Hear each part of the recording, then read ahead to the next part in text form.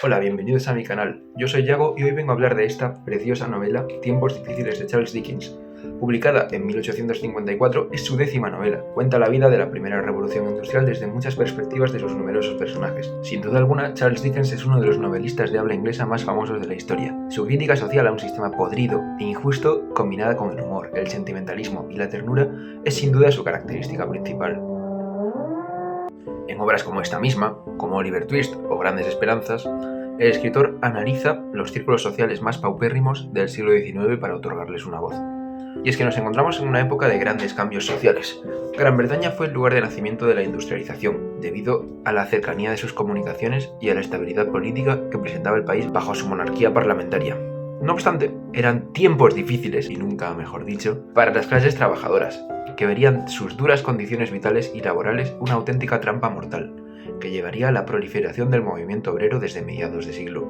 La novela está dividida en 3 libros diferentes: Sembrar, Segar y Atrojar, solo que esta clasificación se hizo tras la publicación final del libro como un único volumen, ya que Tiempos difíciles fue publicada en la revista Household Words, dirigida por el propio Dickens, entre el 1 de abril y el 12 de agosto del mismo año. En el aspecto literario podemos catalogar a las obras de Dickens dentro del movimiento del realismo o el naturalismo, ya que ilustra la cara menos amable y más social de la realidad. Autores ingleses del mismo siglo, como las hermanas Bronte o Jane Austen, se decantarían por el romanticismo, con una profundidad psicológica mayor y una ambientación también más rural, no tan ambientada en las ciudades. Tiempos difíciles se ambienta en la ciudad ficticia de Coketown, una ciudad industrial donde unos pocos patrones viven en la comodidad y la prosperidad, mientras que los obreros, también llamados peones, se encuentran trabajando para ellos en unas condiciones miserables.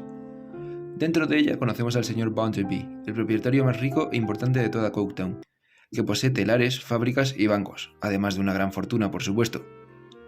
A lo largo de la novela nos encontramos con episodios costumbristas de todo tipo, que casualmente tienen siempre al señor Bounderby como eje central. Conocemos a su amigo, el señor Gradgrind, director de la escuela y un serio educador de sus hijos Tom y Louisa, a los cuales ha enseñado únicamente la lógica y los conocimientos prácticos, obviando la diversión, los sentimientos o la literatura. Un día, el señor Gradgrind, paseando con Bounderby, encuentra a la pequeña alumna Sissy Jupe corriendo por las calles de Coketown, algo horrible y sancionable, por lo que decide expulsarla de su escuela. Cuando no obstante averigua que su padre, un payaso de circo, la acaba de abandonar, decide adoptarla para así poder educar a la chiquilla a su manera. El señor Bounderby también recibe en su casa la visita de Stephen Blackpool, un obrero de una de sus fábricas que necesita ayuda con un asunto familiar. Su mujer es alcohólica y peligrosa, y quiere dejarla, divorciarse, para casarse con Rachel, su amante. El señor, escandalizado por esa idea, rechaza todo tipo de ayuda, ya que solamente los poderosos pueden divorciarse. Pasan los años y Louisa ya es una mujer y Tom ya es un hombre. El señor Gradgrind le comunica a su hija, de 20 años, que el señor Bounderby quiere casarse con ella. La idea podría resultarle desagradable, debido a los 50 años de su rico pretendiente, pero, no obstante, acepta unirse a él en matrimonio, debido sobre todo a su dinero. La pareja vive feliz durante un tiempo, hasta que conocen a James Harthouse, un joven político muy interesado en Louisa y en su hermano. Mientras tanto, en las fábricas se cuecen huelgas y revueltas de los obreros, que no aguantan más su precaria situación. La novela, una sucesión de elementos cotidianos, tiene una trama que avanza muy lentamente. Por ello, son los personajes y sus rutinas lo que hace de Tiempos difíciles un retrato perfecto de las ciudades británicas del siglo XIX. Tenemos en primer lugar al señor Bounderby, el patrón más importante de Coketown. Es glotón y frío y desprecia por completo a los obreros que trabajan para él. No siempre fue rico, eso sí. Tuvo un pasado de miseria, hambre y peste, y está constantemente recordando a sus compañeros esta etapa de su vida, dando a entender que los obreros que viven en malas condiciones lo hacen porque quieren. Que trabajen más y ya serán como yo. El señor Gradgrind es un hombre acomodado, purista de la educación utilitarista. Para él no valen de nada los sentimientos, la imaginación y las opiniones. Todo debe sustentarse en hechos. Las primeras líneas de la novela dejan claro su postura. Pues bien, lo que quiero son hechos. No enseña a estos chicos y chicas sino hechos. En la vida solo se necesitan hechos. No plante otra cosa y arranque todo lo demás. Louisa Gradgrind, o Louisa Bounderby, como prefiramos, absorbe todas las enseñanzas de su padre de análisis factual y razón pura, rechazando completamente la imaginación y el sentimiento. Se casa con el señor Bounderby, 30 años mayor que ella, porque no le importa realmente con quién casarse. Cuando conoce a James Harthouse, entra en una crisis de conciencia y replantea todo lo que sabe y aprecia sobre ella misma y su mundo. Tom Gradgrind rechaza todas las enseñanzas de su padre, porque le parecen autoritarias. Es un joven irresponsable, egoísta, jugador y ladrón. Ve en Steven Blackpool una oportunidad de librarse de sus crímenes. Steven Blackpool es un proletario que trabaja en las fábricas del señor Bounderby. Quiere divorciarse de su mujer, alcohólica, pero no puede por no tener el dinero suficiente como para afrontar estos gastos. La señora Sparsit es el ama de llaves del Dr. Bounderby, de origen noble, que malvive con el sueldo que le da su protector.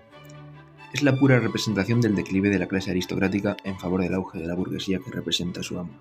El señor Bounderby se sintió obligado a levantarse de la mesa y colocarse de pie a espaldas del fuego, mirándola. Hasta tal punto la dama enaltecía su posición. Pertenecía usted a la sociedad distinguida, a una sociedad endemoniadamente distinguida, dijo mientras calentaba las piernas. Es cierto, señor, repuso la señora Sparsit con una afectación de humildad bien distinta a la suya, y por consiguiente sin peligro de anularla. Usted estaba en la cúspide de la elegancia, y todo lo demás, dijo el señor Bounderby. Sí, señor, repuso la señora Sparsit con aspecto de viuda de la sociedad. Es incuestionablemente verdad. El señor Bounderby, inclinándose hasta las rodillas, se abrazó literalmente las piernas de satisfacción y rió sonoramente. Al igual que en gran parte de las obras de Dickens, Tiempos difíciles es una pura crítica a la sociedad protocapitalista de la Revolución Industrial. Las desigualdades se acentúan sonoramente. Los ricos viven en unas condiciones estupendas, mientras que los pobres son cada vez más miserables. Es muy aportador ver cómo Dickens se introduce de lleno en ambos estratos sociales tan diferentes, pero relacionados entre sí, para comprender las motivaciones principales de cada uno de los grupos. Utiliza también la novela para hacer crítica de sus contemporáneos, y sobre todo de la educación utilitarista, representada por el señor Gradgrind. En una época en la que las clases más pudientes se encargaban de administrar grandes factorías, holdings y conglomerados, muchos padres buscaban en sus descendientes la habilidad de una gestión fría y eficiente de las fortunas familiares.